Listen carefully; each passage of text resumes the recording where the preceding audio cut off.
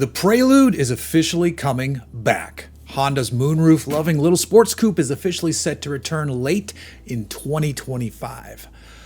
We don't have all the info on this fun-looking compact coupe, but we've got a handful of photos to ogle and a few basics trickling out with regard to what sort of powertrain this thing will pack.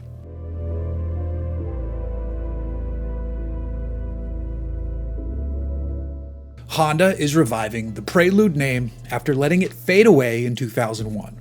The initial Prelude arrived way back in 1978, and the model spanned across 5 generations. The first model made 72 horsepower from its 1.8-liter 4-cylinder engine. The final model saw 200 horsepower from a 2.2-liter 4-cylinder engine, at least in the US market. There's a rare model called the SIR S-Spec, sold originally just in Japan, which made 217 horsepower. A Japan-only Type S was also produced with that same 217 horsepower figure. So what does Honda have in store for this new 6th generation Prelude? The plan is to go with a hybrid powertrain. It will be the 2-motor hybrid, which is found in cars like the Civic Hybrid. It's a setup that uses 2 electric motors and a 2-liter 4-cylinder engine. In said Civic, it's good for 200 horsepower. The Accord Hybrid and CR-V Hybrid use the same setup but eke out 204 horsepower. Hopefully Honda keeps squeezing and we see 225 to 250 for the Prelude, or maybe there will be a 200 horsepower base Prelude with a hotted up Prelude SI to follow. With this new Prelude, Honda will debut its S Plus Shift technology.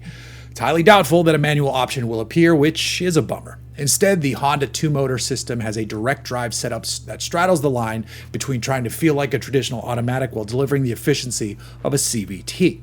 With S Plus Shift, Honda is claiming that the Prelude powertrain will return maximum levels of driver engagement. I don't really see how that's remotely possible with a setup like this, but I'm not going to dismiss the potential fun of a new Prelude regardless.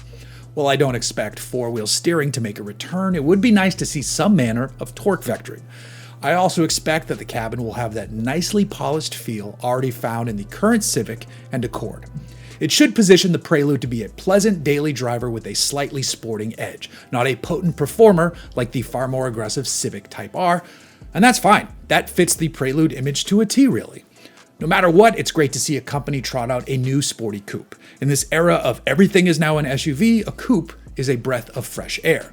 Honda is making pretty good cars across its entire lineup at the moment, from that new Passport Trail Sport to the already mentioned Type R and everything in between.